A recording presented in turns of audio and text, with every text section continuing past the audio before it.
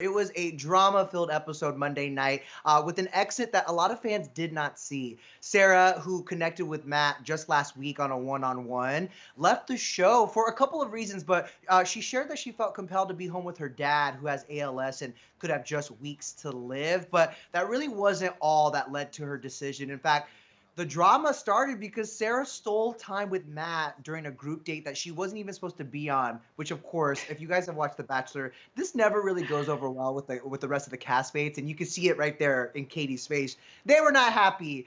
Mel, I'm so dying to get your take on this. Like, do you think Sarah could have picked another time to talk to Matt? Like, how would you feel if you were on that group date? Of course she could have. Of course she could have. I would have been mad. I don't think I would have reacted the way Kit and Victoria did. They kind of, their mean girl came out. But you could see clear as day the jealousy just took the best of Sarah. And I'm sure you know that feeling. We're all human. We know it. That fire you start feeling in your chest and you can't control it and you have to do something about it. I feel like that's how Sarah was feeling. And honestly, I sympathize with her because she said her worst insecurities were coming out. I think after that one on one date, she really felt like she and Matt were together. Yeah. And I think that just caused her to lose her mind. I mean, he is one of the most perfect bachelors that I've seen. So I can Yeah. only imagine how she felt. But yeah, of course, I would have been upset, definitely. Same. And you know what? All we could do was go off what she was saying at first. And at first, she was saying that she was Yes. feeling a certain type of way because of the thought of Matt being with other women. Now, mind you, not only is this only week three, but this is also The Bachelor. And so at first, I was like, yo, Exactly. this is just the name of the game. He is dating all these other women. You got to get used to it. And plus, you had this special moment, this one on one. So I felt like it was definitely a little selfish of her. And I feel like this Yeah. all could have been avoided if she would have gone to talk to him, maybe after the group date, like while he's back at his room. We've seen that on the She show many couldn't times too, wait. where a little late night knock, knock, knock. And that's the thing where I was like, I didn't blame the other women. I also didn't blame her. Look, you got to fight for your man, right? But I just felt like it was coming from a real deep place of insecurity and I was rolling my Yes. eyes. Yes. But then the fallout, right? So let's talk Right. about it. Afterwards, she then isolated herself from the rest of the group, hiding in her room. They're all talking a mess around the couch. This is another one-on-one she had with Matt during all of this, and the ladies finally did have a chance to confront her about the time that she took away. Take a look. I have had great conversations and connections with you ladies, and I know. Who is she talking to here? Like what? The time that he spent reassuring you, some of us didn't get to talk to him at all, and so he can't even explore those relationships, and we can't explore our relationships with him. Because you're monopolizing. You haven't had it difficult. You've had a one-on-one. You had extra time with him. Like, you literally have not had it difficult. It just felt calculated, and the fact that manipulative, toxic. And I concur, you're all three of those things, Sarah. Like, that's how you're acting, that you need his attention and he can't talk to other girls or you're gonna go home.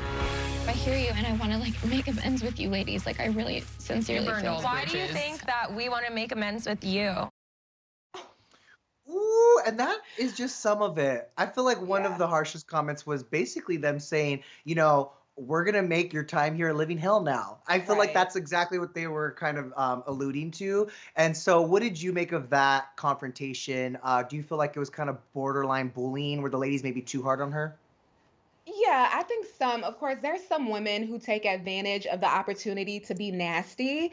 I don't Yeah. think some of the things they said were necessary to say, but at the same time, I feel like they also didn't really have the backstory, right? They didn't really know Yes. the other emotional issues she was struggling with.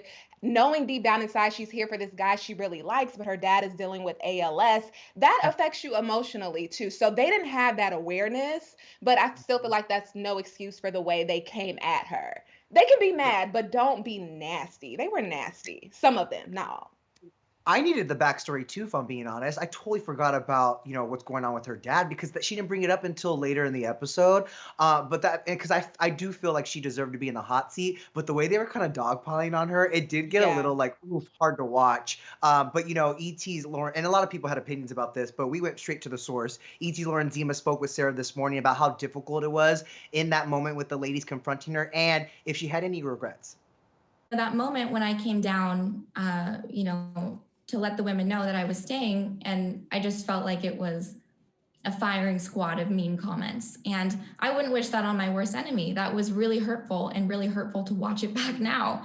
And it stings. And I think, again, you really have no idea what somebody is going through. And, even with all of the support of my family and being there, I just could have never anticipated how difficult that would be. Do you regret going on the show? I don't know about that. I wonder if this was the right time for me. So, I can't think about what if, but, maybe something in the future, I don't know. And that future, could it mean Bachelor in Paradise? This might not be the last time we see her. Lauren asked if she would do VIP. She said, quote, "Who knows?" So at the end of the day, she had to trust her gut, and that gut was telling her to be with her dad. So you can't fault her for that. But it was definitely shocking. And for more with Lauren's interview with Sarah, tune into ET tonight.